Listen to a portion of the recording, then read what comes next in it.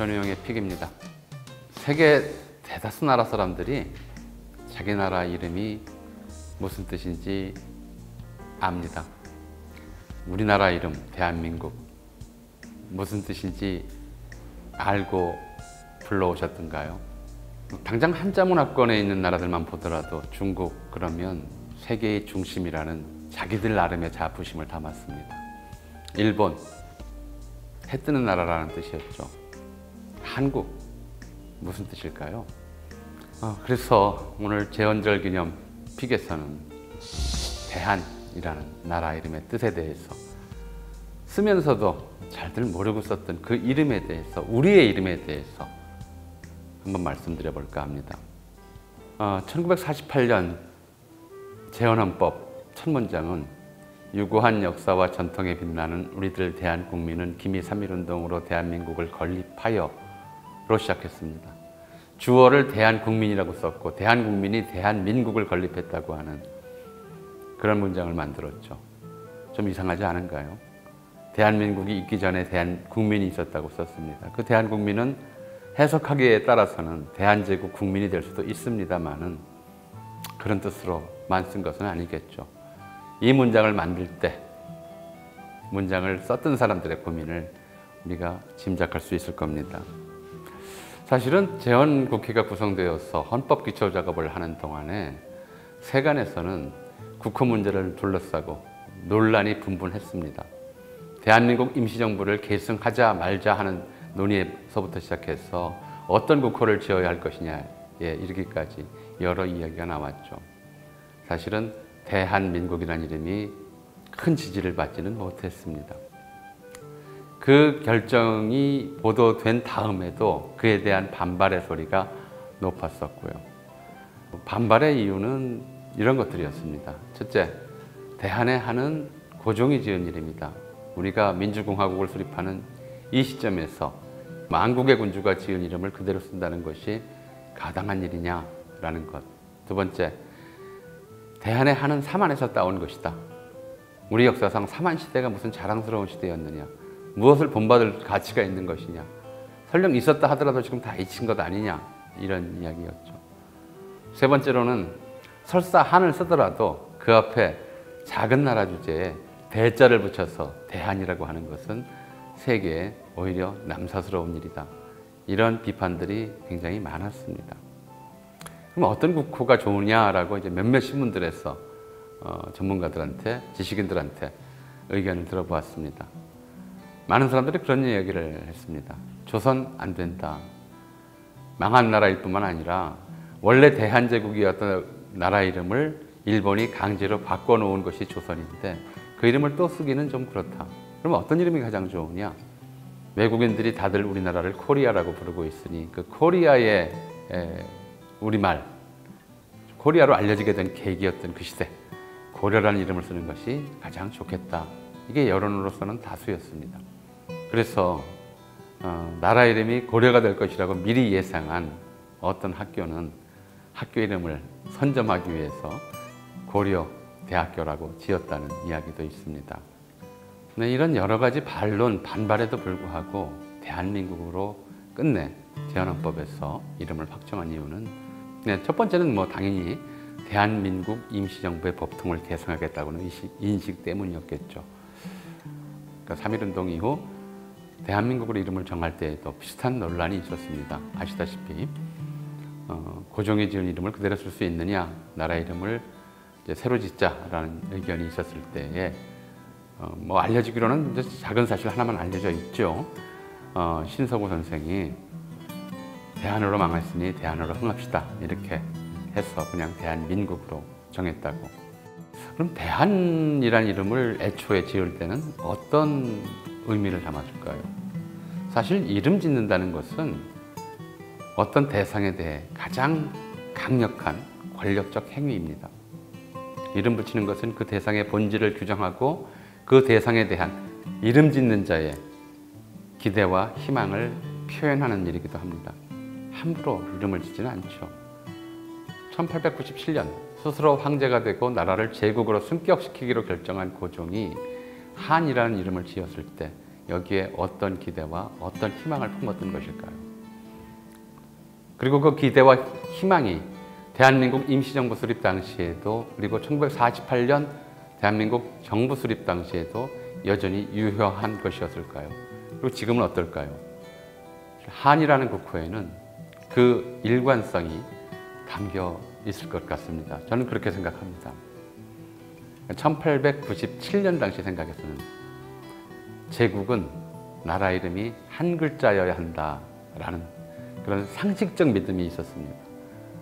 아시다시피 중국적 세계, 중국 중심의 세계 질서 속에서 살아왔기 때문에 중국인들이 국호를 붙이는 방식에서 참고할 수밖에 없었던 것이죠. 중국 역대 왕조는 하, 은, 주, 그 다음에 진, 한, 그리고 위, 진, 남북조 시대 거쳐서 수, 당, 송, 원, 명, 청에 이르기까지 모두 한 글자를 썼습니다. 이건 일종의 어떤 법적 규정이 있는 것은 아니었던 것 같아요. 그럼에도 불구하고 중국인들의 자기중심의 세계를 보는 관행이자 시각이었습니다. 자기 주변에 스스로 자기들이 오랑캐라고 규정한 이민족의 국가들에는 예외 없이 두 글자씩 붙였습니다. 이게 부상, 일본, 조선, 유구, 안남, 토본, 돌궐, 흉노, 저 유럽 국가들은 히랍, 라마, 아프리카 국가인 애굽에 이르기까지 그렇게 쭉 붙여서 두 글자씩으로 정리를 해오다가 17세기에 러시아와 접촉하면서 러시아와 적대관계에 한동안 돌입했었죠. 그리고 그 이후에 새로 관계를 맺은 유럽 국가들에는 대체로 세 글자씩 이름을 붙였습니다. 우리가 요즘도 그래서 그 이름들을 많이 써요. 불란서, 영길리, 미리견, 흉아리, 토이기, 오지리 이런 식이었죠. 포도와 서바나 하듯이. 한 글자는 이른바 중화의 나라요, 두 글자는 오랑캐의 나라이며 세 글자는 표현이 어떨지 모르겠습니다만 금수의 나라다. 이런 식의 구분법을 만들어냈던 것이죠. 나중에 아편전쟁 이후에 중국이 이른바 자기들이 오랑캐만도 못한 금수라고 이렇게 낮춰보았던, 얕잡아보았던 나라들로부터 모욕을 당하면서부터는 이제 그들과 대등한 관계를 어쩔 수 없이 인정해야 했고, 그래서 한 글자로 바꾸게 됩니다. 그래서 그들 나라 이름과 관계없이 우리는 여전히 그렇게 쓰죠. 미국, 영국, 법국, 덕국 이런 식으로요. 한 글자식으로 바꿔줬던 겁니다. 네, 만국분법 체제에서 이제 중국과 대등한 국가를 선언한 이상 청나라, 당신 청나라였으니까요. 청과 마찬가지로 우리도 한 글자를 써야 한다고 판단했습니다. 그럼 그 한 글자를 무엇으로 선택할 것인가? 공식 기록에는 고종의 이야기만 나옵니다. 사실 역사적 사실하고 딱 맞지도 않는데 조선 태조 이성계가 사만을 통일해서 조선 왕조를 건립했고 그것이 여기까지 이르렀다. 게다가 외국의 문서를 보더라도 우리를 조선이라 하기보다는 한이라 부르는 경우가 있으니 이렇게 얘기를 했습니다. 그 자리에 같이 있던 신하들 심순택, 조병세 등의 이야기가 전해옵니다. 같은 맥락에서 찬동을 하죠. 한 글자를 써야 한다. 그리고 이 한이라고 하는 이름이 조선의 조자와 생김새도 비슷하다. 그리고 무엇보다도 굉장히 중요한 조선 후기 이래 유교 지식인들의 의식을 지배했던 생각이 그 이름에 들어가 있었습니다. 이런 논리가 다소 어색하거나 또는 이제 사대주의적이다 이런 지탄을 받을 만한 구석이 없는 것이 아닙니다만 조선 후기 지식인들은 중국식 화이론, 주자성리학의 화이론을 신봉했던 사람들입니다. 그래서 그 무렵에 나온 우리나라 역사서들은 항상 이렇게 시작합니다. 단군 기자 이래로. 단군 이래로라고 시작하는 것이 아니라 단군 기자 이래로라고 시작합니다. 단군은 중국 요나라 때와 같은 시대에 이 땅에서 스스로 나라를 세운 창업의 군주인데, 기자는 중국 은나라가 망할 때 은나라의 폭정을 피해서 동쪽으로 옮겨와 이제 여기에 중국과 같은 수준의 문화와 문명을 전수해준 인물로 추앙을 했던 거죠. 단군은 창업의 군주요, 기자는 교화의 군주다. 그리고 군주다운 군주는 기자다. 이렇게 생각을 했습니다.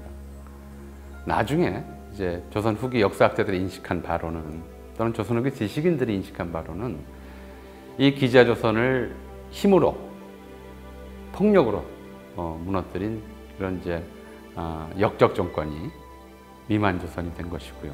이 위만조선의 나라를 빼앗기고 기자조선의 마지막 왕인 준왕이 남하에서 사만을 건설했다라는 역사 인식을 가지고 있었습니다. 그래서 정통을 사만에 두었던 거죠.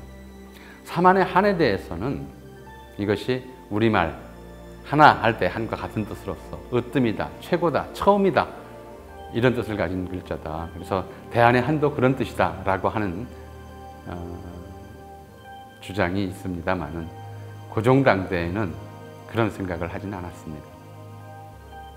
기자의 맥을 잇는 그런 나라로 이제 만들겠다, 교화의 나라로 만들겠다라는 의지를 거기에 담았던 것이죠.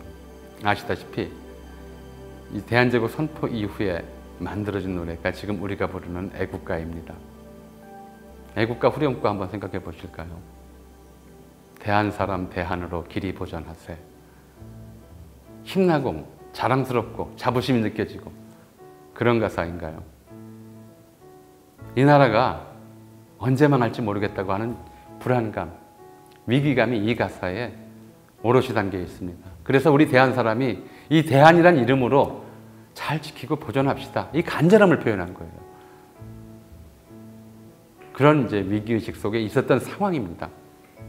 그런 상황에서 힘으로, 물리력으로 스스로 독립을 지킬 수 있을까?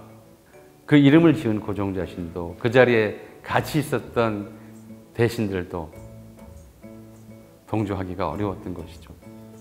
한이라는 이름에는 고대, 그러니까 그 사만이 있었던 시대, 비록 세계 문화의 변방에 위치해 있지만, 세계사의 변방에 위치해 있는 나라지만 문화적으로는 당대 세계 최고 수준이었던 중국에 전혀 뒤떨어지지 않는, 중국과 동등한 문화 수준을 가진 나라였다라고 하는 그런 생각을 표현하고 싶었던 것이죠.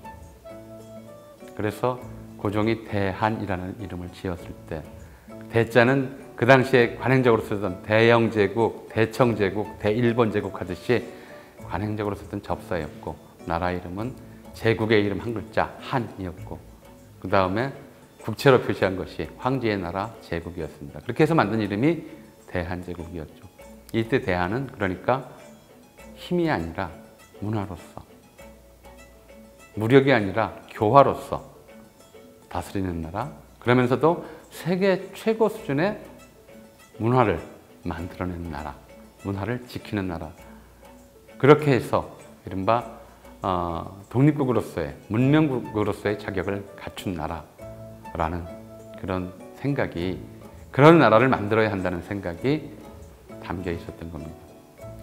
3.1운동 이후 대한민국 임시정부를 수립할 때도 사실은 국제적 조건 속에서 한국의 위상은, 우리 민족의 위상은 크게 다르지 않았습니다. 그러니 대한이라는 이름으로 망했으니 대한이라는 이름으로 흥하자. 흥할 수 있는 방법도 마찬가지다라고 생각을 했던 것이죠.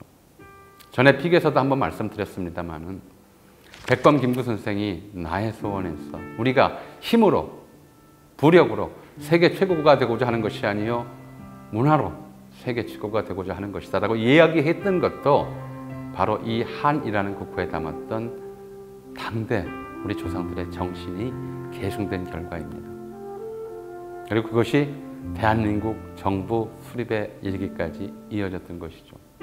이제 누가, 외국인들이 너희 나라가 응원할 때마다 대한민국 박수를 치는데 대한민국이 무슨 뜻이냐라고 물으면 이렇게 대답하시면 될 것 같습니다.